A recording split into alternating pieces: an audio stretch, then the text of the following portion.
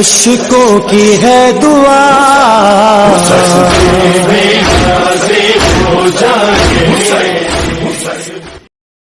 یک back I میدان سے صدائے اکبر، یک بیک آئی میدان سے صدائے اکبر، لو سلام آخری فاتح خیبر، چند لمحوں کا ہے مہمان تمہارا اکبر، ایسا لگتا ہے کوئی نیزہ لگا ہے دل پر، ایسا لگتا ہے کوئی نیزہ لگا ہے دل پر، شدت درد سے بولا نہیں جاتا بابا، دیکھنا پٹ گیا کیا میرا کلیجہ بابا، دیکھنا پٹ گیا کیا میرا کلیجہ بابا، ارے یہ سخن سنتے ہی چلائے شہید و بشر، ہم زینب دلگیر میری ٹوٹی قمر، لڑکھڑاتے ہیں قدم کچھ نہیں آتا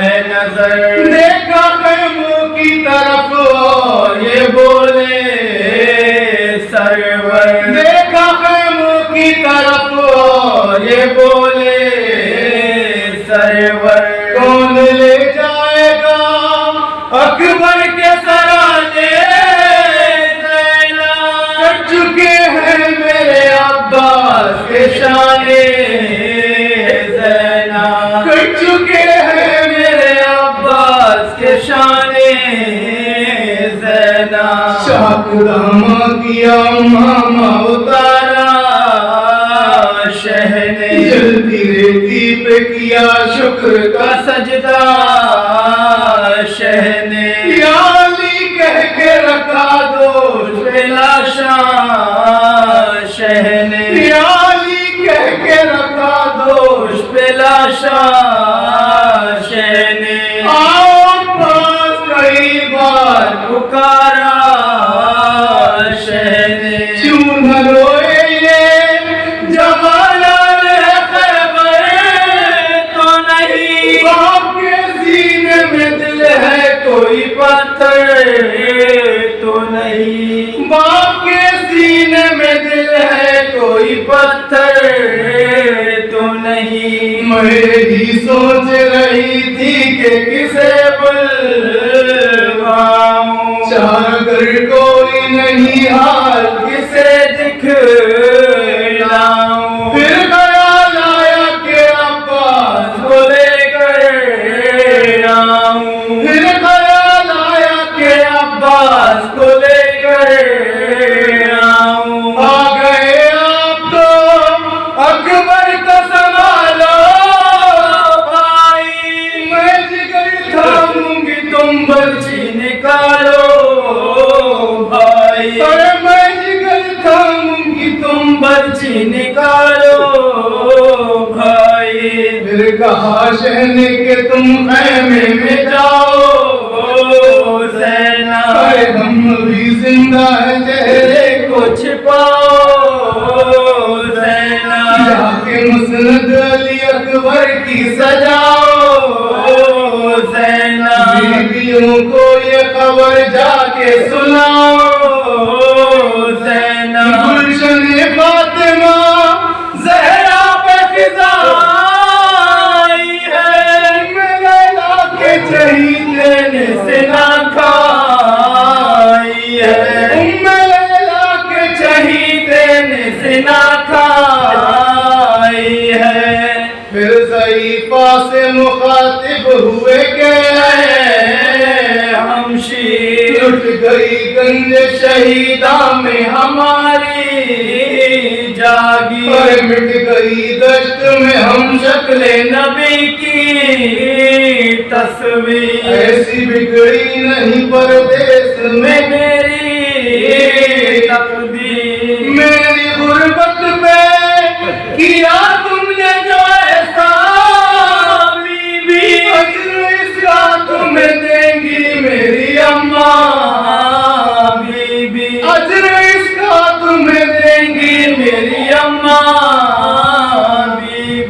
بس قلم روک رضا سامنے خیمہ آیا، باہر سے نوح کے ماتھے پہ پسینہ آیا، ایک غم اور بڑا قاصد صغرا آیا، جانے کیوں یاد بہت آج مدینہ آیا، جانے کیوں یاد بہت آج مدینہ آیا، پڑھ کے خط صغرا کا اس طرح سے چلائے حسین، دشت کے ذروں سے آتی تھی صدا حسین، دشت کے ذروں سے آتی تھی صدا حسین، یک یک آئی میدان سے صدائے اکبر۔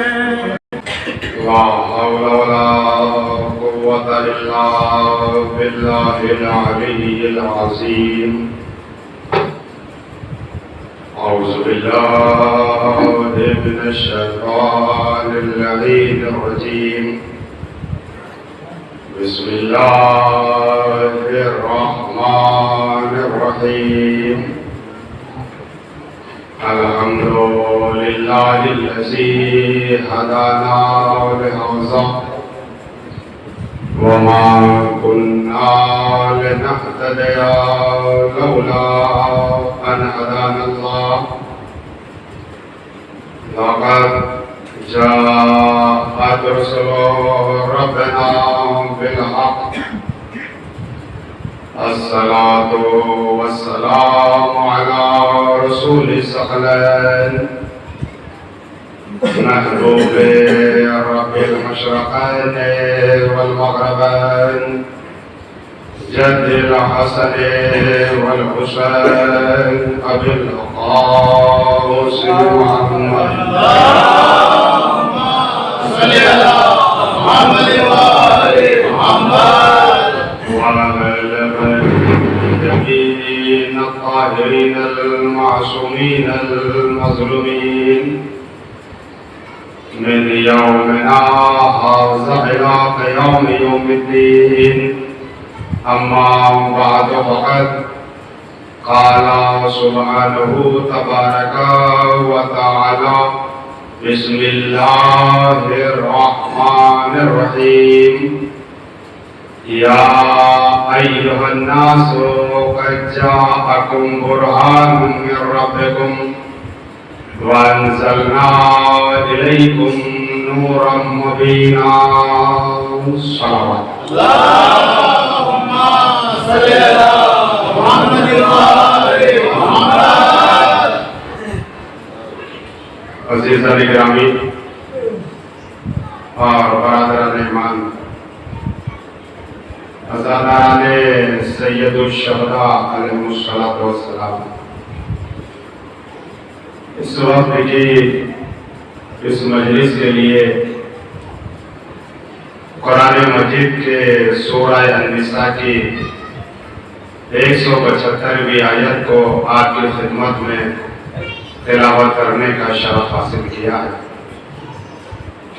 اس آیت میں کائنات کا پروردگار اور زمانے کا خالق تمام عالم انسانیت کے ذہنوں کو توجہ دلاتے ہوئے ارشاد فرما رہا ہے کہ یا ایھا الناس، اے لوگوں، اے آدم کے بیٹوں، اے ساری دنیا کے انسانوں، ہم نے تمہیں محروم ہدایت نہیں رکھا، بلکہ تمہاری ہدایت کے لیے، تمہاری رہنمائی کے لیے اور تمہاری رہبری کے لیے اپنے گھر سے، اپنی بارگاہ سے 2 ہادیوں کا انتظام کیا ہے۔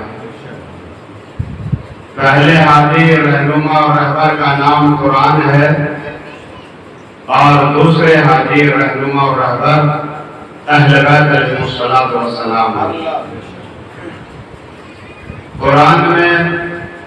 قرآن کو لفظ برہان سے یاد کیا گیا ہے، اور قرآن ہی میں اہل بیت کو لفظ نور سے یاد کیا گیا ہے۔ یعنی ارشاد ہوتا ہے کہ ہم نے تمہاری طرف قرآن بھیجا اور ہم نے تمہاری طرف ایک واضح روشن اور چمکتا ہوا نور نازل کیا تاکہ تم ہدایت یافتہ ہو جاؤ، راہ ہدایت پہ آ جاؤ، منزل ہدایت پہ آ جاؤ۔ اللہ بتانا ہی چاہتا ہے کہ دیکھو مقام ہدایت بشریت پر تنہا قرآن کافی نہیں ہے جب تک کہ قرآن کے ساتھ ساتھ وارث قرآن نہ ہو، معلم قرآن نہ ہو، محافظ قرآن نہ ہو تو قرآن سمجھ میں نہیں آ سکتا، قرآن انسان کی ہدایت نہیں کر سکتا، خالی قرآن انسان کو صحیح راستہ نہیں دکھا سکتا جب تک کہ دامن اہل بیت ہاتھ میں نہ ہو۔ جب تک اہل بیت کا دامن ہاتھ میں نہ ہو تو قرآن نہ انسان کی ہدایت کر سکتا، قرآن نہ انسان کو صراط مستقیم دکھا سکتا، قرآن نہ انسان کو شفا دے سکتا۔ اس لیے کہ یہ میں اپنی طرف سے نہیں کہہ رہا ہوں، خود قرآن میں ارشاد ہوتا ہے بسم اللہ الرحمن الرحیم وَنُنَزِّلُ مِنَ الْقُرْآنِ مَا هُوَ شِفَاءٌ وَرَحْمَةٌ لِّلْمُؤْمِنِينَ وَلَا يَزِيدُ الظَّالِمِينَ إِلَّا خِسَارًا۔ یہ پورا کا پورا قرآن، یہ مکمل قرآن مومنوں کے لیے شفا بھی ہے اور رحمت بھی ہے، مگر ظالموں کے لیے نقصان ہے۔ اور جو فرمائیے ایک اہم گفتگو کرنا چاہتا ہوں، آپ ماشاءاللہ مسلسل مجلس سے سنتے ہیں، علماء کے فتوا کی آپ نے ذاکرین کی مجلس سے ملاحظہ فرمائی، مگر مجھ سے بھی آج کی یہ گفتگو اپنی سماعتوں کے حوالے کر لیجئے گا۔ عجیب بات کہتا ہے قرآن کہ میرا یہ قرآن مومنوں کے لیے شفا بھی ہے اور رحمت بھی ہے، مگر ظالموں کے لیے نقصان ہی نقصان ہے، خسارہ ہی خسارہ ہے، گھاٹا ہی گھاٹا ہے۔ اب لعن ظالم قرآن کو اپنے سینے سے لگا کے رکھے، لعن ظالم قرآن کو اپنے ذہن میں محفوظ رکھے، لعن ظالم قرآن کو اپنے بغل میں دبا کے رکھے، مگر اس کو نقصان ہی پہنچے گا، فائدہ نہیں پہنچے گا۔ اور اسی دن کے لیے تو پیغمبر اسلام نے، مرسل اعظم نے، اللہ کے آخری رسول نے ارشاد فرمایا تھا کہ رُبَّةً لِلْقُرْآنِ وَالْقُرْآنُ يَلْعَنُهُ، بہت سے قرآن پڑھنے والے ایسے ہیں کہ وہ قرآن پڑھتے رہتے ہیں اور قرآن ان پر لعنت کرتا رہتا ہے۔ بہت سے قاریان ایسے ہیں کہ وہ قرآن پڑھتے رہتے ہیں اور قرآن ان پر لعنت کرتا رہتا ہے۔ مجھے بڑا تعجب ہوا کہ بھائی یہ قرآن لعنت کیوں کر رہا ہے؟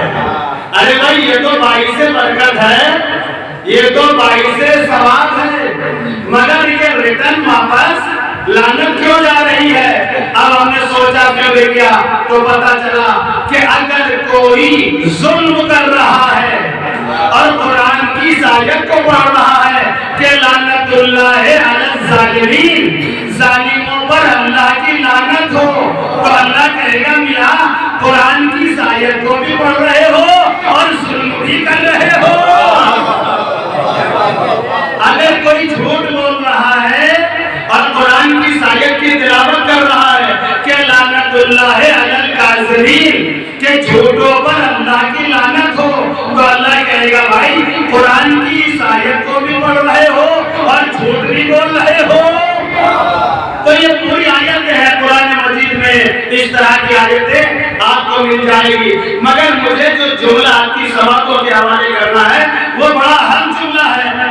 اللہ نے اس آیت میں مومنین کے مقابلے پر ظالمین کو رکھا۔ میں کچھ عرض کرنا چاہتا ہوں، ذرا بیدار ہو کے سنیے گا۔ اللہ نے اس آیت میں مومنین کے مقابلے پر کس کو رکھا؟ ظالمین کو رکھا۔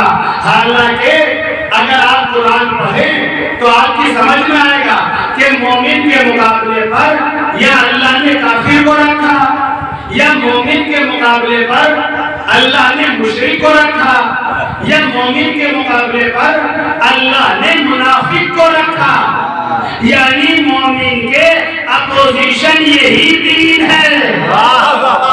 ایک کافر، ایک مشرک، ایک منافق۔ توجہ چاہ رہا ہوں، بڑی علمانہ گفتگو کرنا چاہتا ہوں آپ کی خدمت میں۔ اگر اللہ یہ کہتا کہ میرا یہ قرآن مومنوں کے لیے فائدہ اور کافروں کے لیے نقصان، تو مشرک اور منافق خوشیاں مناتے کہ دیکھو بھائی یہ پھنس گیا اور ہم بچ گئے۔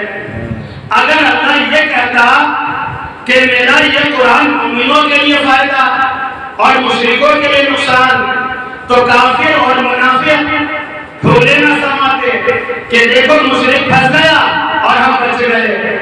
اگر اللہ یہ کہتا کہ میرا یہ قرآن مومنوں کے لیے فائدہ اور منافقوں کے لیے نقصان، تو کافر اور مشرک آپس سے باہر ہو جاتے کہ دیکھو منافق پھنس گیا اور ہم بچ گئے۔ اللہ نے نہ لفظ کافر رکھا، نہ مشرک رکھا، نہ منافق رکھا، بلکہ مومن کے مقابلے پر ظالم کو رکھا۔ کیا کہہ رہا ہوں؟ مومن کے مقابلے پر ظالم کو رکھا۔ تو ظالم کسے کہیں گے؟ تو اللہ نے قرآن مجید میں ظالم کے لیے کہا۔ توجہ فرمائیے گا، جناب ابراہیم اللہ کی بارگاہ میں آئے اور آنے کے بعد جیسے ہی کھڑے ہوئے تو یہ آیت نازل ہوئی۔ توجہ چاہ رہا ہوں، یہ پیغمبر اسلام پر جو آیت نازل ہوئی ہے یہ گزرے ہوئے زمانے کو یاد دلا رہی ہے۔ کہہ رہا ہے اللہ بتانا چاہتا کہ ظالم کون ہے۔ بسم اللہ الرحمن الرحیم۔ وَإِذِ ابْتَلَىٰ إِبْرَاهِيمَ رَبُّهُ بِكَلِمَاتٍ فَأَتَمَّهُنَّ قَالَ إِنِّي جَاعِلُكَ لِلنَّاسِ إِمَامًا قَالَ وَمِن ذُرِّيَّتِي قَالَ لَا يَنَالُ عَهْدِي الظَّالِمِينَ۔ اپنے موضوع سے نہیں ہٹوں گا، ذرا معیار سماعت کو بلند کر کے سنیں، یادداشت کے ورق پر لکھے۔ کیا کہہ رہا ہے اللہ؟ اے میرے حبیب، اے میرے پیغمبر، اے جامع کائنات، اے روح کائنات، آپ وہ وقت یاد فرمائیں کہ جب ہم نے ابراہیم کا چند کلمات کے ذریعے سے امتحان لیا اور وہ ابراہیم جیسا نبی اپنے امتحان میں پورے نمبروں سے پاس ہو گیا، کامیاب و کامرہ ہو گیا، تو ہم نے ان سے کہا انی جاعلک للناس اماما، ابراہیم ہم نے تمہیں لوگوں کا امام بنا دیا۔ تو جناب ابراہیم نے ہاتھوں کو اٹھا کر برجستہ سوال کیا، وَمِن ذُرِّيَّتِي، پروردگار کیا میری اولاد کو بھی امامت ملے گی؟ جواب ملا لا ینال عہد الظالمین، ظالم کو امامت نہیں ملے گی۔ یعنی جہاں ظلم ہو وہاں امامت نہیں ہے، اور جہاں امامت آ جائے وہاں ظلم نہیں ہے۔ میں کچھ کہنا چاہتا ہوں، چونکہ قرآن نے کہہ دیا نا کہ ظالم کو امامت نہیں ملے گی، تو جہاں امامت آ جائے وہاں ظلم نہیں ہے، اور جہاں امامت نہ ہو وہاں ظلم ہے۔ اور امامت کی علامت کا نام ہے علی، امامت کی علامت کا نام ہے علی۔ تو جہاں علی ہو وہاں ظلم نہیں ہے، جہاں علی نہ ہو وہاں ظلم ہے۔ تب جملہ سنو، جس کے دل میں حب علی ہے اسے قرآن فائدہ دے گا، جس کے دل میں بغض علی ہے اسے قرآن نقصان دے گا۔ سلام پڑھتے ہیں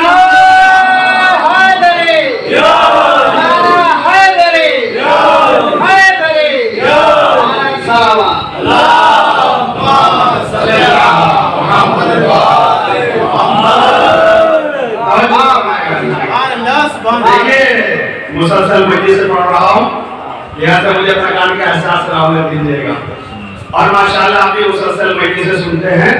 میں ایک جملہ ضرور کہوں گا کہ تھکان جسموں کو ہوتی ہے، جذبوں کو نہیں ہوتی۔ جذبے بیدار ہونا چاہیے، زندہ ہونا چاہیے، سلامت ہونا چاہیے۔ تو جہاں علی کا وجود ہے وہاں قرآن مفید ہے، اور جہاں علی کا وجود نہ ہو وہاں قرآن کا کوئی فائدہ نہیں، چونکہ وہاں ظلم ہے۔ اور یہ اللہ نے خود بتا دیا کہ ہر نازل ہونے والی چیز کی دو ہی کیفیتیں ہیں، ہر نازل ہونے والی چیز کی کتنی کیفیتیں ہیں؟ دو کیفیتیں ہیں، فائدہ بھی اور نقصان بھی۔ جتنی چیزیں اللہ نے، پورا قرآن پڑھ جائیے دیکھ جائیے، جتنی چیزیں اللہ نے آسمان سے نازل کی ہے نا، اس کی دو صفتیں ہیں، دو رخ ہے، فائدہ بھی اور نقصان بھی۔ مومنوں کے لیے فائدہ، ظالموں کے لیے نقصان۔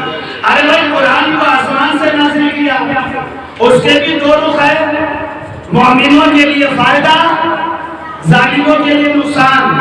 اور پھر اللہ نے آسمان سے ذوالفقار کو نازل کیا، اس کے بھی دو رخ ہے، مومنوں کے لیے فائدہ، ظالموں کے لیے نقصان۔ اور پھر اللہ نے آگے بڑھ کے ارشاد فرمایا، بسم اللہ الرحمن الرحیم، وَأَنزَلْنَا مِنَ السَّمَاءِ مَاءً طَهُورًا، ہم نے آسمان سے پاک پانی نازل کیا، اس کے بھی دو رخ ہیں، میٹھا بھی کڑوا بھی۔ کچھ لوگوں کے لیے میٹھا پانی، کچھ لوگوں کے لیے کڑوا پانی۔ آگے یہ بات کون سے کر دوں، آپ حیرت میں ہوں گے، مولانا اللہ نے پانی کو نازل کیا اور یہ کڑوا بھی، یہ میٹھا بھی، یہ کیسے؟ آپ آئے میرے پاس اور آنے کے بعد کا مولانا صاحب گرمی ہے، پسینہ ہے، اوپر کی سانس اوپر، نیچے کی سانس نیچے، کل تھوڑا سا ٹھنڈا پانی پلا دو تاکہ دل کو سکون مل جائے، تسکین حاصل ہو جائے۔ میں نے آپ کی خدمت میں پانی پیش کیا، آپ نے لیا پیا، دہن سے لگایا، منہ سے لگایا، کہا ماشاءاللہ جزاک اللہ۔ کیا کہنا، کتنا اچھا پانی ہے، کتنا میٹھا پانی ہے، کتنا پالیدگی دیتا ہے، دل کو ٹھنڈا کر دیا، دل کو نرم کر دیا، پسینے کو دور کر دیا۔ ہم تو تھکر آئے تھے، ہماری تھکر کو مٹا دیا۔ آپ تعریفیں کرتے چلے گئے پانی کی، مگر وہی پانی اسی گلاس میں بھر کر میں نے آپ کے ساتھی کو دیا، اس نے جیسے ہی پانی کو منہ سے لگایا فوراً کہا لا حول ولا قوت۔ کتنا کڑوا پانی ہے، کتنا تلخ پانی ہے، کتنا شورا پانی ہے، حلق سے تو اترتا ہی نہیں، یہ تو اٹک کے رہ گیا ہمارے گلے میں۔ تو مجھے بتائیں میرے معظم سامعین، آپ بتائیں کہ کیا پانی بدل گیا؟ کہ پانی میٹھا بھی، پانی کڑوا بھی؟ کجی میں پانی نہیں بدلا، پھر کون بدلا؟ کہ پینے والا بدلا، ٹیسٹ بدلا، ذائقہ بدلا۔ اب جو پانی کی تعریفیں کر رہے تھے ان کو دیکھا ڈاکٹر صاحب نے تو 72 مرتبہ نبض چل رہی تھی۔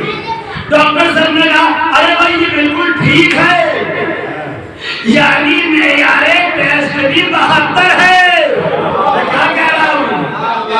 ارے بھائی 72 سے کم نبض چلے تو بھی بیمار، 72 سے زیادہ نبض چلے تو بھی بیمار۔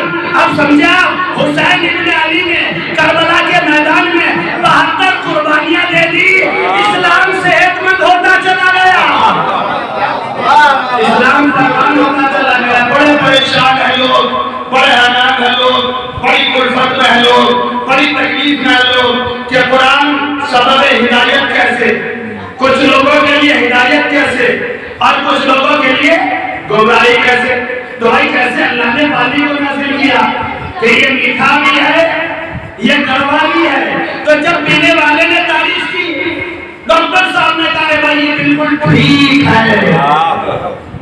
اب جو دوسرے کے نبض پہ ہاتھ رکھا تو 103 ڈگری بخار تھا، تو بخار تھا نا، اس لیے مزہ بھی بدل گیا، ذائقہ بھی بدل گیا۔ ڈاکٹر صاحب نے کہا بھائی ان کو تو پانی کڑوا لگنا ہی چاہیے تھا۔ ہم نے پوچھا کیوں؟ کہ ان کو بخار ہے، ان کو پانی کڑوا لگنا ہی چاہیے تھا۔ نہیں ملاحظہ فرمایا آپ نے، میں کیا کہہ رہا ہوں؟ ارے پانی ایک تھا، اللہ نے نازل کیا تھا، جب صحت مند نے پیا تو پانی میٹھا معلوم ہوا، جب بخار کے مریض نے پیا تو پانی کڑوا معلوم ہوا۔ اسی طرح سے قرآن بھی ایک ہے، محبت علی والا پڑھے گا ہدایت بن جائے گا، وہ اسے علی والا پڑھے گا گمراہی بن جائے گا۔ صلی اللہ علیہ محمد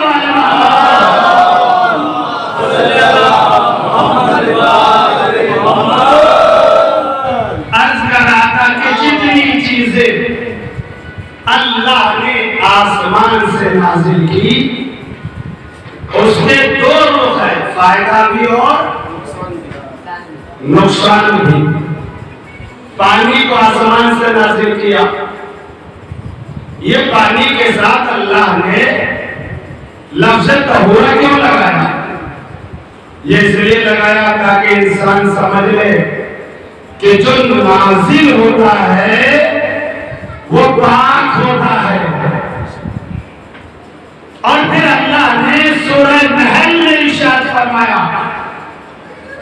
16واں سورہ قرآن مجید کا، اس کے اندر ارشاد فرمایا کہ ہم نے آسمان سے پانی کو نازل کیا، فَأَحْيَا بِهِ الْأَرْضَ بَعْدَ مَوْتِهَا، اور اس پانی نے زمین کو زندہ کیا زمین کے مرنے کے بعد۔ اب آپ سے بہتر قرآن کی آیت کو کون سمجھے گا؟ اللہ نے پانی کو نازل کیا اور اس پانی نے زمین کو زندہ کیا زمین کے مرنے کے بعد، یعنی زمین مر گئی تھی، پانی نے زندہ کیا۔ کس پانی نے؟ جو آسمان سے نازل ہوا۔ ارے بھائی پانی کا مرنا کیا ہے؟ پانی کا مردہ ہونا کیا ہے؟ آپ کاشتکار لوگ ہیں، کسان افراد ہیں، آپ سے بہتر کون سمجھے گا؟ ہم نے پوچھا ایکسپرٹ سے، کسانوں سے، کاشتکاروں سے کہ بھائی اتنا بتاؤ کہ زمین کا مردہ ہونا کیا ہے، زمین کا مرنا کیا ہے؟ تو انہوں نے ہمیں بتایا کہ بھائی زمین کی موت یہ ہے کہ جہاں چاول پیدا نہ ہو، گنا پیدا نہ ہو، گیہوں پیدا نہ ہو، یعنی بنجر زمین۔ کیا کہہ رہا ہوں میں آپ کے خدمت میں؟ بنجر زمین، جہاں فصل پیدا نہ ہو، دانا نہ اگے، اسے کہتے ہیں بنجر زمین، اسے کہتے ہیں مردہ زمین۔ اور اللہ کہہ رہا ہے ہم نے آسمان سے پانی کو نازل کیا، اس پانی نے زمین کو زندہ کیا زمین کے مرنے کے بعد۔ تو اگر پانی کا سلسلہ نسب معلوم کرو تو پانی کی بہترین نسبت وہی ہے جو کوثر سے مل رہی ہو۔ پانی کا شجرہ معلوم کرو تو پانی کی بہترین نسبت وہی ہے جو کوثر سے مل رہی ہو۔ ارے کوثر سے جس پانی کی نسبت ہو جائے وہ تو مردہ زمین کو زندہ کر دے، تو اگر ساقیہ کوثر ٹھوکر مار کر مردے زندہ کر دے، کوئی تعجب نہیں ہونا چاہیے۔ اللہ نے پانی کو نازل کیا، پاک تھا نا، طاہر تھا نا، طیب و طاہر تھا نا، مطہر تھا نا، پانی کو زندہ کیا، پانی نے زندہ کیا۔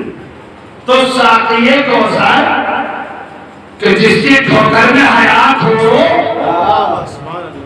اور پھر علی کے وجود کو تو ہر وجود جانتا ہے، زندہ ہو یا مردہ علی کو سب جانتے ہیں، سب پہچانتے ہیں۔ زندہ بھی علی کی آواز کو سنتا ہے اور مردہ بھی علی کی آواز کو سنتا ہے۔ آپ کہیں گے کیسے؟ ارے بھائی نہ سنے تو پھر بات ہی کیا ہے؟ کیا علی کی دشمنی میں قرآن میں بھول گئے؟ کہاں تک جا رہا ہوں؟ قسم کیسے علی ہر ایک کی آواز کو سنیں گے؟ بھائی جیسے میں مجلس پڑھنے کے لیے آیا، آپ نے مجھے مجلس پڑھنے کے لیے بلایا، میں نے مجلس پڑھی، ایک ایک لفظ، ایک ایک اشارہ، ایک ایک کنایہ اب تک پہنچ رہا ہے کہ نہیں پہنچ رہا ہے؟ میں بول رہا ہوں، میری بات آپ تک پہنچ رہی ہے۔ اور ابھی مرثیہ ہوا، مرثیہ پڑھنے والے بھی اشعار پڑھ رہے تھے، مرثیہ پڑھ رہے تھے۔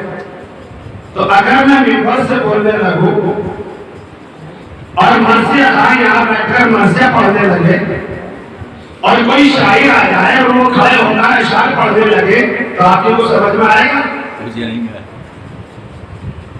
ارے بھائی آپ کو کچھ پلے پڑے گا، آپ کی کچھ سمجھ میں آئے گا، آپ کی سماج کے حوالے کوئی بات ہو جائے گی؟ کا نہیں ہو سکتی صاحب؟ معلوم ہوا کہ اگر ایک وقت میں ایک بولے تو سمجھ میں آتا ہے، اگر بہت سارے مل کر بولے تو سمجھ میں نہیں آتا، پتہ نہیں چلے گا کہ ذاکر کا جملہ کیا ہے، مرثیہ خان کی بیت کیا ہے، شاعر کا مصرع کیا ہے۔ تو معلوم ہوا کہ ایک وقت میں اگر ایک بولے تو سمجھ میں آئے گا، لیکن اگر بہت سارے مل کر بولے تو سمجھ میں نہیں آئے گا۔ لیکن کیا کہنا میرے مولا علی بن ابی طالب کا، کسی نے نواب گنج میں علی کہا، کسی نے بریلی میں علی کہا، کسی نے لکھنؤ میں علی کہا، کسی نے پاکستان میں پکارا، کسی نے امریکہ میں پکارا، کسی نے لندن میں پکارا، کسی نے ایران میں پکارا، کسی نے روزی مانگی، کسی نے روٹی مانگی، کسی نے علم مانگا، کسی نے دولت مانگی، کسی نے اولاد مانگی، کسی نے ہدایت مانگی۔ یا علی میرے مولا اتنی آوازیں پہنچی آپ تک، آپ سمجھے کیسے؟ اے زوج بطول، اے مسیح رسول، اے کل ایمان، اے مرد میدان، اے اسلام کی شان، اے قرآن کی جان، اے کھوکر سے مردہ چلانے والے، اے انگوٹھی پہ آیت منانے والے، اے روٹی پہ سورہ منانے والے، یعنی میرے مولا اتنی آوازیں پہنچی آپ تک، آپ سمجھے کیسے؟ کہ نادان تو نے ہمیں کہاں سمجھا؟ ارے جس کی ذوالفقار نسل پہچان لیتی ہو،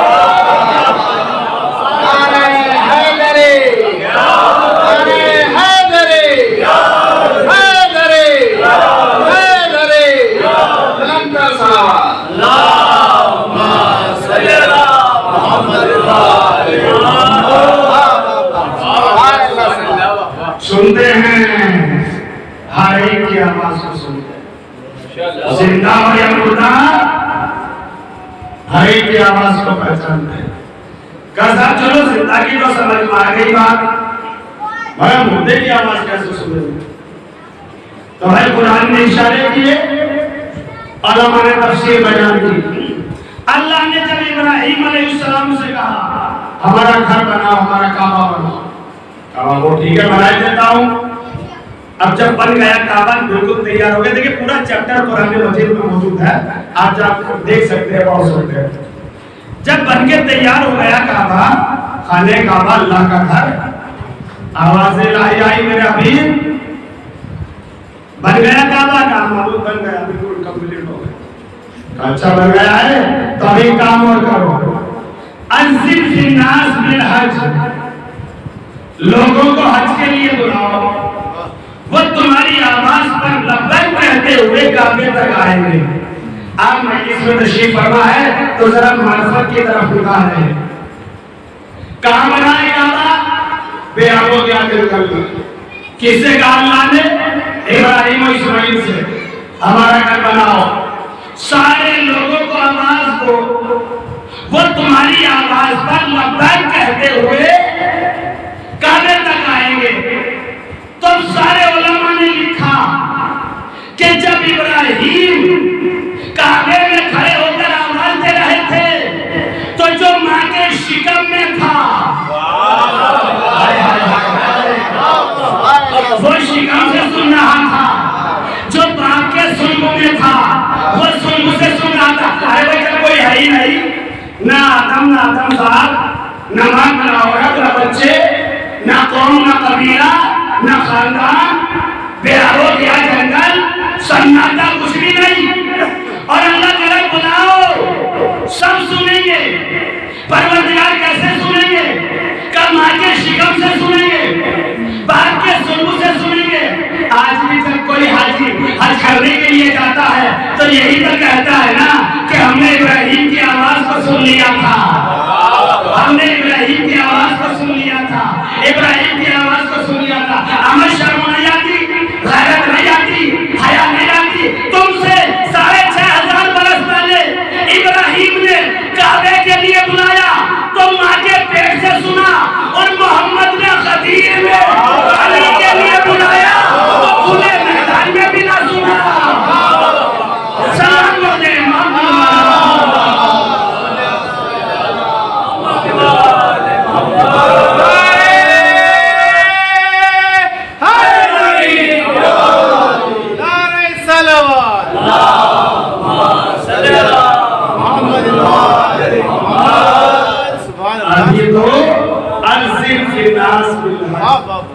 ماشاءاللہ واہ سبحان اللہ. بلا لوگوں کو حج کے لیے.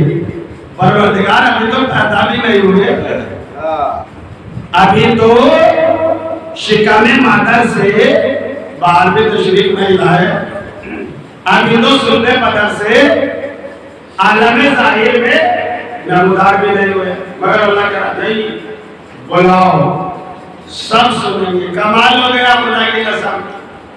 دیکھو جیسے ابراہیم کی آواز کو سب نے نہیں سنا,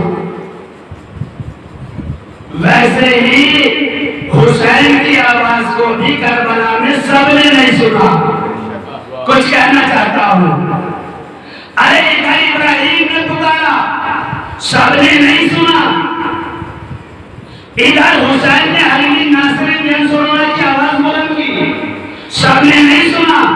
بتا دیا قرآن نے کہ جو ابراہیم کا مزاج ہے وہی حسین کا مزاج, جو حسین کا مزاج وہی ابراہیم کا مزاج. قرآن کو بھی سب نہیں سن سکتے, فضائل اہل بیت کو بھی سب نہیں سن سکتے. فضائل اہل بیت کو بھی سب نہیں سن سکتے, قرآن کو بھی سب نہیں سن سکتے. ابھی روک ایک جملہ عرض کروں گا, یہی پر روک کر آپ کے ذہنوں کو. کیوں نہیں سن سکتے؟ اس لیے سب نہیں سن سکتے کہ چونکہ ہم نے یہ دین, یہ اسلام درباروں سے نہیں لیا,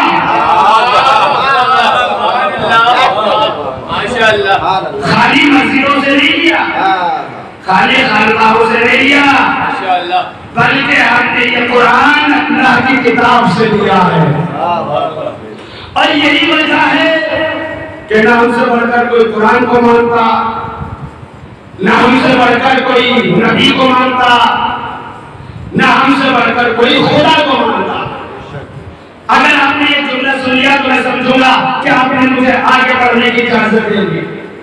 ہم سے بڑھ کر کوئی خدا کو نہیں مانتا, اس لیے کہ ہم اس خدا کو مانتے ہیں جسے مسیحیوں کا خدا سجدہ کرتا ہے.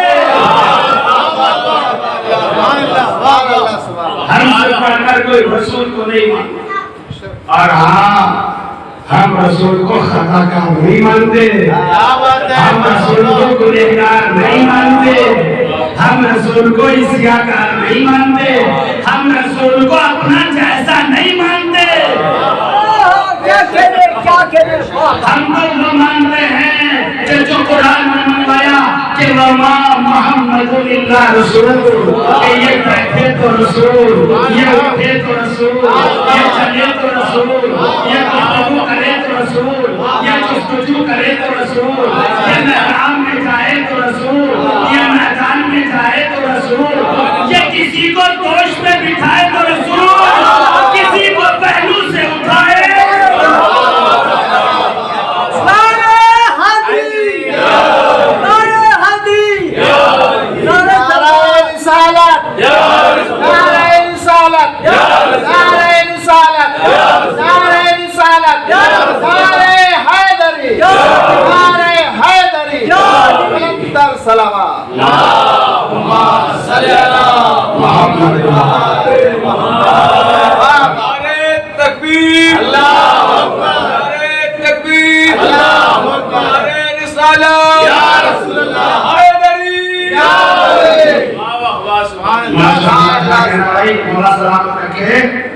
نعرہ حیدری لگانے والے کو, اس لیے کہ نعرہ حیدری لگانے سے زبان پاک ہوتی ہے,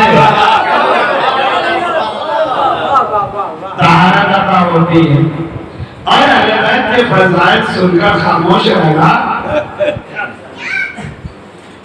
یہ چلیے گفتگو کہیں اور دوسری جگہ پہنچائے. اہل بیت کے کمالات سن کر خوش ہونا, بابا کرنا, سبحان اللہ کہنا, یہ ہر ایک کے بس کی بات نہیں ہے, یہ ہر ایک کے مقدر کی بات نہیں ہے, یہ ہر ایک کے نصیب کی بات نہیں ہے. اس لیے کہ اس کے لیے خون کی شرافت چاہیے, نفس کی طہارت چاہیے. یہ نعرہ یوں ہی نہیں ہوتا, کمال ہو گیا، ہم سے بڑھ کر کوئی رسول کو نہیں مانتا، ہم سے بڑھ کر کوئی خدا کو نہیں مانتا، ہم سے بڑھ کر کوئی قرآن کو نہیں مانتا، اس لیے کہ ہم خالی قرآن کے صفحات کو نہیں پڑھتے، ہم قرآن کے صفات کو پڑھتے ہیں۔ ایک ایک جملے میں پوری تاریخ ہے، اگر آپ سمجھیں گے تو ہم خالی قرآن کے صفحات کو سینے سے نہیں لگاتے، ہم قرآن کے صفات کو سینے سے لگاتے ہیں، ہم خالی صفحات سے محبت نہیں کرتے، ہم صفات سے محبت کرتے ہیں، اس لیے کہ ہم نے قرآن کے آئینے میں دیکھا کہ آدم سے محبت کرو، ابلیس سے نفرت کرو، فرعون سے نفرت کرو، حابیل سے محبت کرو، قابیل سے نفرت کرو۔ ہم نے قرآن کے آئینے میں دیکھا کہ هل يستوي الخبيث والطيب، کہ نجس اور پاک برابر نہیں ہوا کرتا۔ قرآن کہتا چلا گیا هل يستوي الذين يعلمون والذين لا يعلمون، عالم اور جاہل برابر نہیں ہوا کرتا۔ ہمارا جرم یہی ہے کہ ہم نجس اور پاک کو برابر نہیں مانتے، ہمارا جرم یہی ہے کہ ہم عالم اور جاہل کو برابر نہیں مانتے، ہم خائن کو امین نہیں مانتے، ہم بزدل کو شجاع نہیں مانتے، ہم جھوٹے کو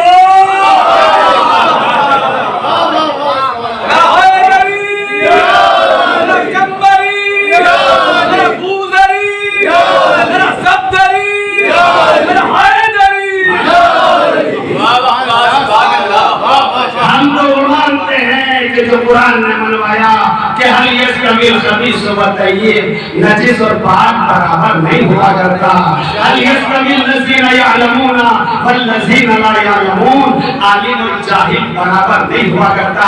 ایک نازک سا جملہ اور اپنی سماعتوں کے حوالے کر دوں، قرآن تیرا شکریہ کہ تو نے ہمیں یہ بتایا کہ عالم اور جاہل برابر نہیں ہوا کرتا، تو یہ میرا محترم مجمع مجھے بتائے کہ ہم کسے مانیں؟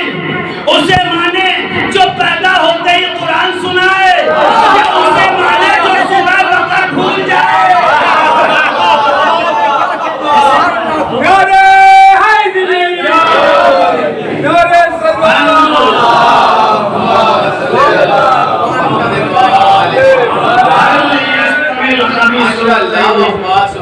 نجس اور پاک برابر نہیں ہوا کرتے۔ هل يستوي الذين يعلمون والذين لا يعلمون، عالم اور جاہل برابر نہیں ہوا کرتے۔ اور پھر قرآن نے آگے بڑھ کے کہا کہ هل تلبسوا الحق بالباطل، کہ حق کو باطل میں نہ ملاؤ۔ توجہ، قرآن کہہ رہا ہے هل تلبسوا الحق بالباطل، حق کو باطل میں نہ ملاؤ، جھوٹے کو سچا نہ بتاؤ، خائن کو امین نہ بتاؤ، بزدل کو شجاع نہ بتاؤ، فرار کو کرار کی فہرست میں نہ لاؤ۔ اس لیے کہ قرآن کہہ رہا ہے کہ آدم اور ہے، ابلیس اور ہے، موسیٰ اور ہے، فرعون اور ہے، حابیل اور ہے، قابیل اور ہے۔ بس ہم یہی سے سمجھ گئے کہ جو تخت حکومت پہ قدم رکھے وہ اور ہے، اور جو مہر نبوت پہ قدم رکھے۔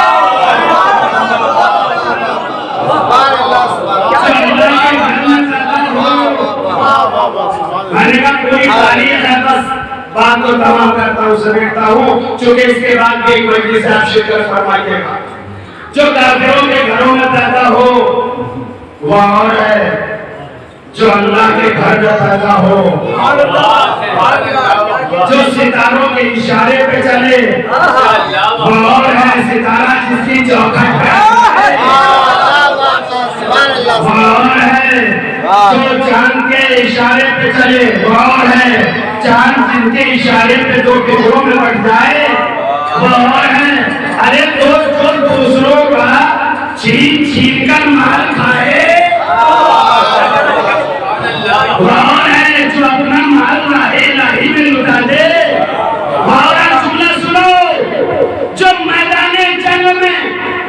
मुर्दा पड़े हुए काफिरों के बदन से लिबास उतार कर बच्चों को पहनाए वो और है, और जो रिजवान को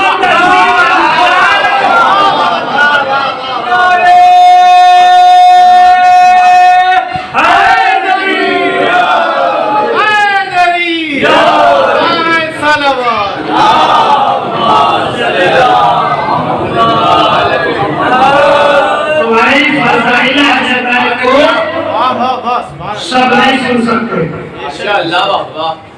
और कुरान को भी सब नहीं सुन सकते, क्योंकि जो फज़ाइल अहल का मिजाज वही कुरान का मिजाज, सब कुरान को नहीं सुन सकते। कुरान की आयत सामने रखी है, समझ में नहीं आती, तवज्जो चाह रहा हूं। कुरान की आयत मौजूद है मगर उसके मानी मतालिब और मफाहिम समझ में नहीं आते। आप कहेंगे कैसे? अरे भाई मौला बैठे हुए मसनद पर बात तमाम कर रहा हूं, मौला बैठे हुए मसनद पर पहलू में बैठा हुआ मौला कायद जलील कद्र सहाबी, सीनियर मोस्ट हिब्रुल उम्मत सैयदुल मुफस्सिरीन अब्दुल्लाह इब्न अब्बास मौला की बारगाह में बैठे हुए इधर एक शख्स आया, दोस्त हुआ भागता हुआ, आने के बाद कहता है अली बड़ी मुश्किल है, क्या मैं मुश्किल कुशा हूँ? आसान कर दो, बता दो। यानी बड़ी खता हो गई, बड़े गुनाह हो गए, बड़ी गलतियां हो गई, कुछ बताइए ताकि मेरे गुनाह माफ हो जाए। मैंने मौला मुस्कुरा के कहा जाओ इस्तिग़फ़ार कर। अब जैसे मेरे मौला ने इस्तिग़फ़ार कर मुतमईन होकर चला गया। चंद लम्हे गुजरे, एक शख्स हो रहा है, दौड़ता हुआ भागता हुआ, कहा नहीं हमने फसल लगाई थी मगर फसल तबाह हो गई, बर्बाद हो गई, कुछ बताइए ताकि हमारी फसल हरी भरी हो जाए। मौला ने उससे कहा जाए तुम इस्तिग़फ़ार कर। बताना चाहता हूँ सबके लिए नहीं है कुरान। साहिबा ने ईमान के लिए एक शख्स आया, यानी एक अरसा हो गया शादी की हुए मगर औलाद की दौलत से महरूम हूँ, कुछ बताइए ताकि मुझे औलाद मिल जाए। मौला ने कहा जा रही तुम इस्तिग़फ़ार कर। एक और आया, यानी हमने बाग लगाया था मगर बाग फल नहीं देता, फरवे नहीं होता, फरवे नहीं होता। अल्लाह मौला ने कहा जाओ तुम इस्तिग़फ़ार कर। एक और आया, यानी हमारी नहरें सूख गई, क्या करें बताइए ताकि नहरों में पानी आ जाए। मौला ने कहा इस्तिग़फ़ार कर। एक और आया, यानी बारिश नहीं होती, कहत मर रहा है, लोग भूखे प्यासे मर रहे हैं, क्या करें? कहा इस्तिग़फ़ार कर। नहीं समझ रहे आपने क्या कह रहा? यानी मरज़ अलग-अलग। अरे भाई कोई सर के दर्द का आ जाए, पेट का दर्द का आ जाए, किसी और बीमारी का आ जाए, सबकी एक टेबलेट तो नहीं होगी ना, ट्रीटमेंट जब होगा तो अलग अलग। और ये अली है जाने वाला के कह रहा है यानी माफी चाहिए का इस्तिग़फ़ार कर, यानी खेती चाहिए का इस्तिग़फ़ार कर, यानी औलाद चाहिए का इस्तिग़फ़ार कर, यानी खेतों में फसल पैदा हो जाए का इस्तिग़फ़ार कर, यानी बागों में फल आ जाए का इस्तिग़फ़ार कर, यानी नहरों में पानी आ जाए का इस्तिग़फ़ार कर।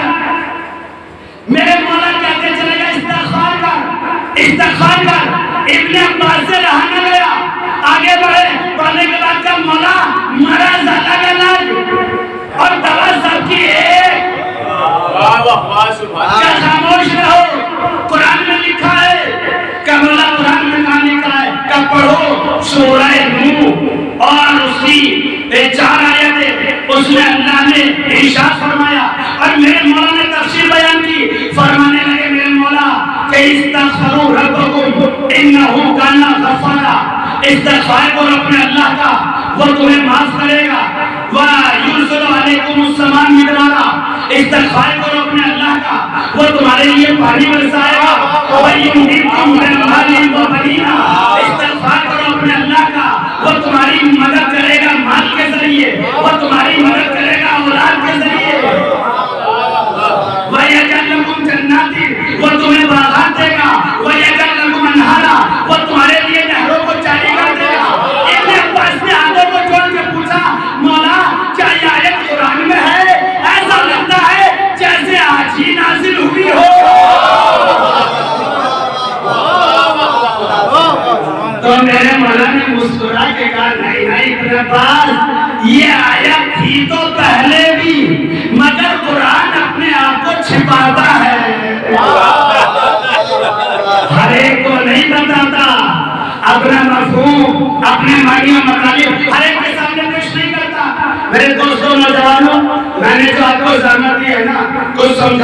لیے بڑی تقریریں ہوتی ہے، بڑے واز ہوتے ہیں، تقویٰ تقویٰ، دینداری دینداری، پرہیزگاری پرہیزگاری کی بات کرنے والے لوگوں کو یہ آیت سمجھا دو. کیا کہہ رہے ہیں مولا؟ استغفروا ربکم انہ کان غفارا. استغفار کرو وہ تمہیں معاف کرے گا، استغفار کرو تمہیں کھیتی دے گا، استغفار کرو تمہیں اولاد دے گا، استغفار کرو باغوں میں پھل آئیں گے، استغفار کرو نہروں میں پانی آئے گا. ارے بھائی ایک ہی تو آیت ہے نا، استغفر اللہ ربی واتوب الیہ. مگر علی نے اس ایک آیت میں پوری زندگی سمو دی، پوری زندگی سمیٹ کے رکھ دی. اب میں اپنے دوستوں کو کہاں تک سمجھاؤں؟ بس اتنا سمجھ لو کہ اگر علی کو چھوڑ کر پورا قرآن بھی اپناؤ گے تو کچھ نہ ملے گا، اور اگر علی کا دامن تھام کر ایک آیت بھی سمجھ لو گے تو زندگی سنور جائے گی.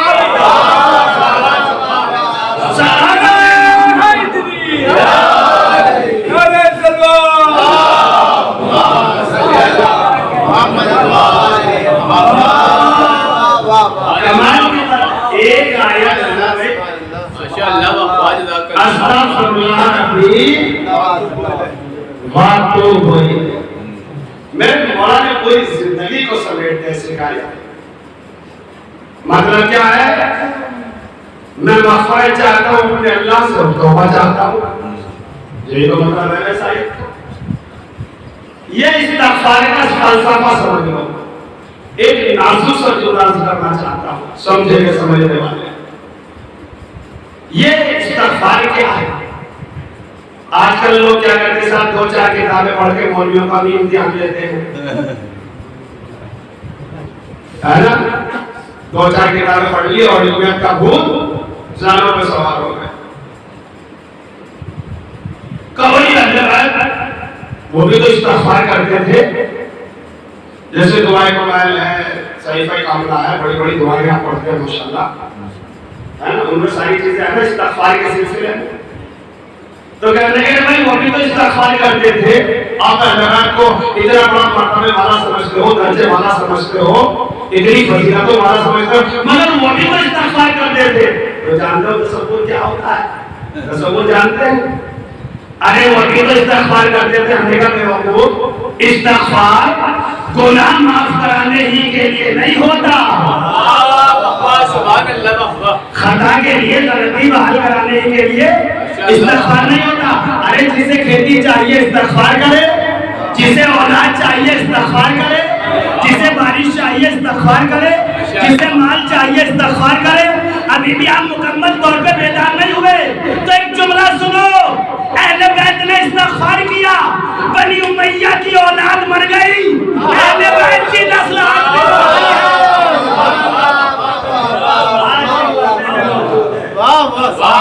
یہ استغفار کا کرم ہے، استغفار کا کرم ہے، استغفار کا کرم ہے. اگر آپ معصومین کو استغفار کرتے ہوئے دیکھو تو یہ نہ سمجھنا خدا نہ خواستہ کوئی غلطی ہو گئی، کوئی خطا ہو گئی، کوئی گناہ ہوا یا نہیں. نہ جانے چاہنے والوں کے لیے کیا مانگ رہے ہیں،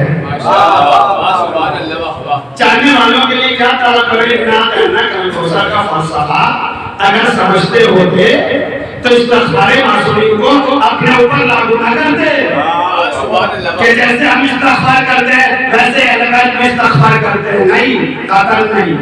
جتنا جتنا مقدار استغفار بڑھے گا اتنا اتنا جنتوں میں اضافہ، اتنا اتنا عطاؤں میں اضافہ، اتنا اتنا بخششوں میں اضافہ. اور کیا کرم ہے؟ اولاد ملے استغفار سے. بس قرآن سنیے گا، ایک جملہ کہہ کے بس بات کو تمام کرتا ہوں. اولاد ملے استغفار سے، اصرار کر رہا ہوں، اولاد ملے استغفار سے. کسے؟ ہمیں اور آپ کو. اور اگر نبی کے گھر میں رہ کے بھی نہ ملے، بھائی یہ تو دو سجدوں کے درمیان کی کڑی ہے، یہ تو دو سجدوں کے درمیان کی کیفیت ہے. استغفر اللہ ربی واتوب الیہ.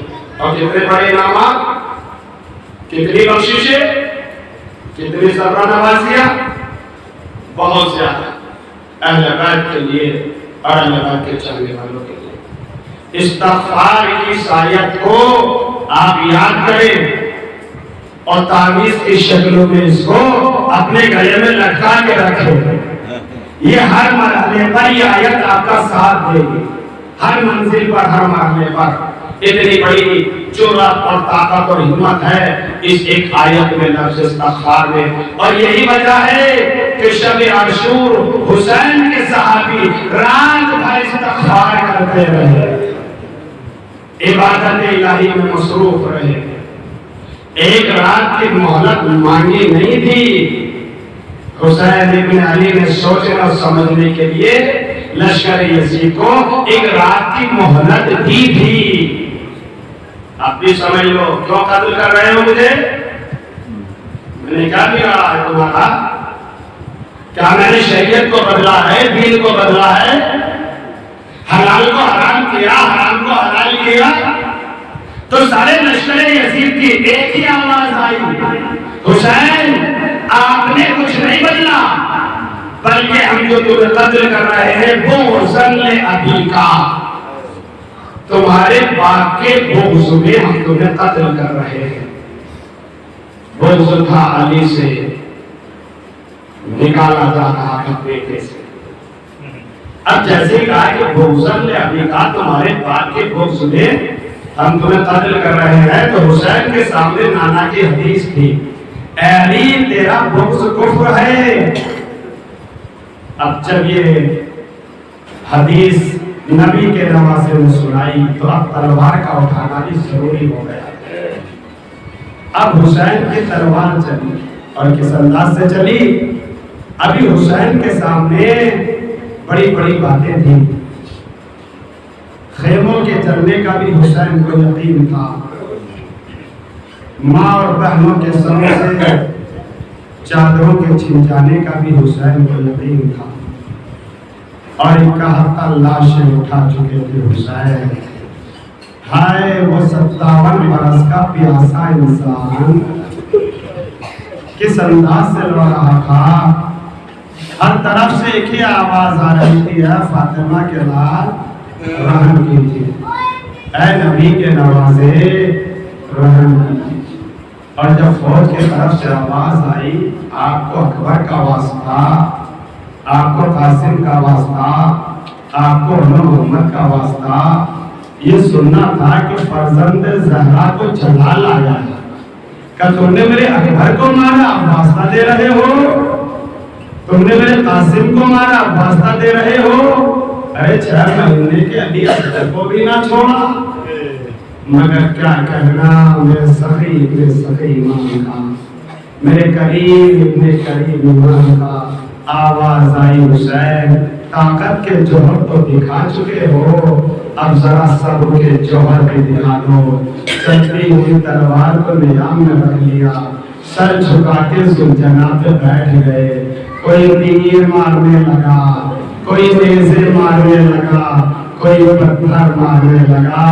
رک کر ایک جملہ کہوں گا عزادارو، عاشور کے دن تو حسین کی مصیبت ختم ہو گئی، مگر عاشور کے بعد جو نبی کی نوازیوں پر اور علی کی بیٹیوں پر جو مصیبتیں پڑی ہیں نا، اسے کوئی بیان نہیں کر سکتا ہے۔ بس ایک روایت پڑھوں گا عزادارو، آپ گریہ کرتے ہوئے اٹھے۔ کربلا میں ہر چیز کو شمار کر لیا گیا، مگر 2 چیزوں کا آج تک پتہ نہیں چل سکا۔ یہاں تک کہ میر عزیز نے یہاں تک کہہ لیا کہ 1900 کے زخم تلے چاک چاک پر زینب نکل حسین مورخین نے گر لیا، راویوں نے گر لیا کہ حسین کے سینے پہ کتنے زخم لگے تھے، کربلا میں کتنے گھوڑے تھے، کتنا بڑا لشکر تھا، کتنے تیر تھے، کتنے تبر تھے، کتنے بھالے تھے۔ ہر ایک کو گر لیا گیا، شمار کر لیا گیا، مگر عزتداروں دو چیزوں کو آج تک پتہ نہ چل سکا۔ ایک تو یہ نہیں معلوم ہو سکا کہ سید سجاد کے تازیانے کتنے لگے، کوڑے کتنے لگے، زخم کتنے لگے، اور ایک یہ نہیں معلوم ہو سکا کہ سکینہ کی پیاس کب بجھی۔ عزتداروں آپ سمجھ رہے ہوں گے کہ سکینہ کی پیاس بجھ گئی، ارے بچی کو تو پانی ملا ہی نہیں ہے۔ بس سنیے گا عزتداروں، جب یہ لٹا ہوا قافلہ دربار یزیدی میں آیا اور شمر آگے بڑھا کہ قافلے کو آگے بڑھایا جائے، تو عباس کی بہن نے کہا شمر ہم ایسے تو دربار میں نہیں جائیں گے، پہلے ہماری لوٹی ہوئی ردائیں واپس کرا دے۔ شمر نے کہا نہیں زینب، اسی طرح دربار میں جانا ہوگا۔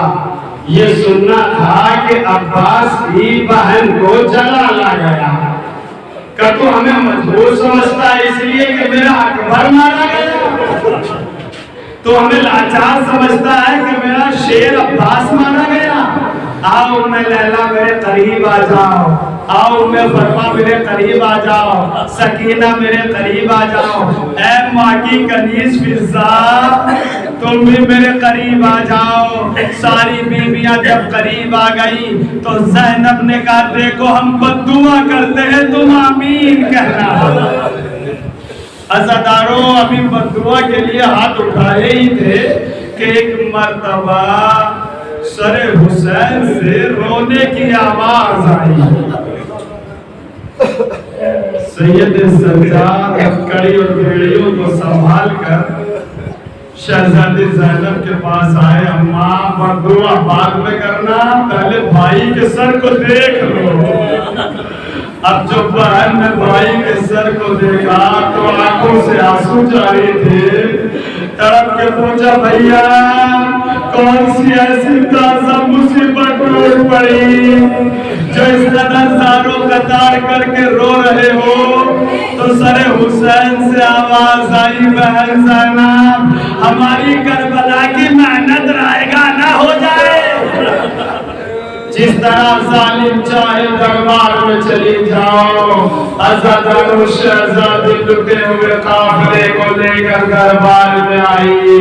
یزید تخت نشین تھا اور اپنی بیٹی رملہ کو بار بار پیار کر کے سکینہ کو تڑپانے لگا،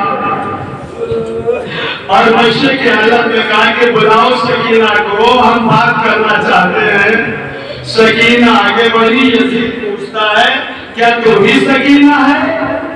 سکینہ نے تڑپ کے کہا ہاں میں ہی یتیمہ حسین ہوں، میرا نام سکینہ ہے۔ یزید پوچھتا ہے سکینہ میں نے سنا ہے کہ تمہارا بابا تمہیں بہت چاہتا تھا۔ کہا بے شک، کیا تجھے میرے بابا کی محبت میں کوئی شک ہے؟ میرا بابا مجھے بہت چاہتا تھا۔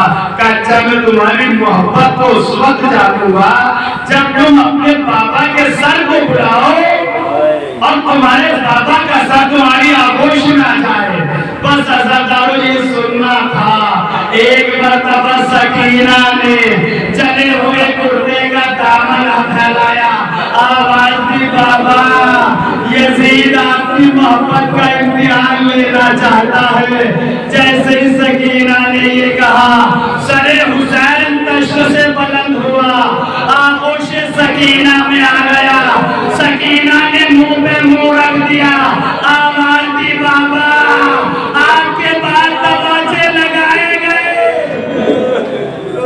گوشوارے چھینے گئے، دامن میں آگ لگائی گئی۔ عزاداروں ارے سکینہ کہ بہن سن کر بیویوں میں کوہرام برپا ہو گیا.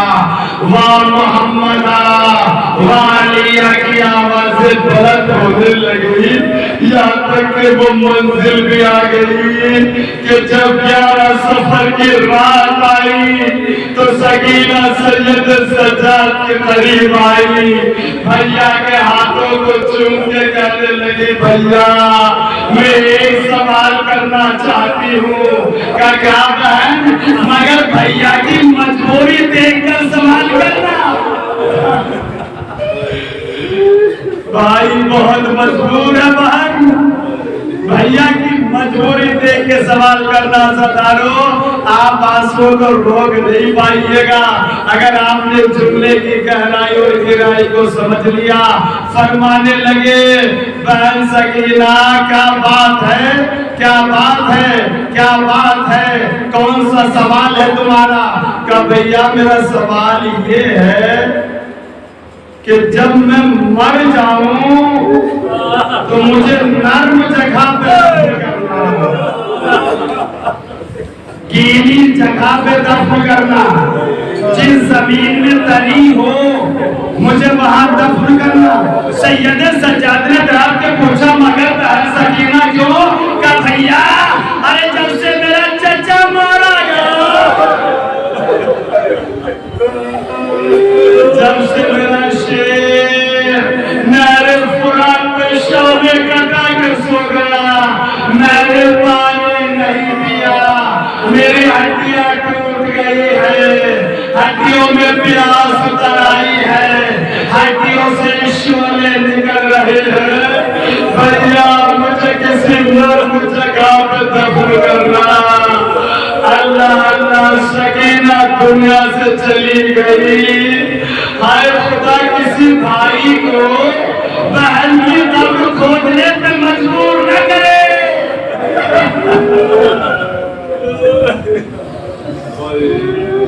بس اس جملے کو سمجھنا ستاروں اور مجلس تمام ہو رہی ہے.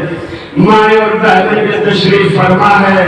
بہنیں اپنی بہن کا نقشہ سامنے رکھے، مائیں اپنی 4-5 برس کی بچی کا نقشہ دیکھے اور پھر اس روایت کو سنے.